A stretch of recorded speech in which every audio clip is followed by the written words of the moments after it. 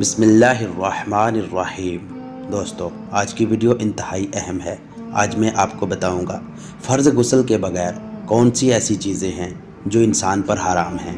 جس پر غسل فرض ہے اس پر کیا کیا چیزیں حرام ہیں، جانیے آج کے اس خاص ویڈیو میں، اور دوستوں کے ساتھ بھی لازمی شیئر کریں تاکہ ہر بندہ اس گناہ سے بچ سکے۔ سب سے پہلے جس پر غسل فرض ہے اس پر نماز حرام ہے۔ وہ نماز نہیں پڑھ سکتا۔ جس کو نہانے کی ضرورت ہو اس کا مسجد میں جانا حرام ہے۔ قرآن مجید کو چھونا یا بے چھوئے دیکھ کر زبانی پڑھنا حرام ہے، یا کسی آیت یا آیت کا تعویذ لکھنا یا ایسا تعویذ چھونا جس میں آیت لکھی ہے حرام ہے۔ ہاں، اگر قرآن عظیم جزو دان میں ہو تو جزو دان پر ہاتھ لگانے یا رومال وغیرہ کسی علیحدہ کپڑے سے پکڑنے میں حرج نہیں ہے۔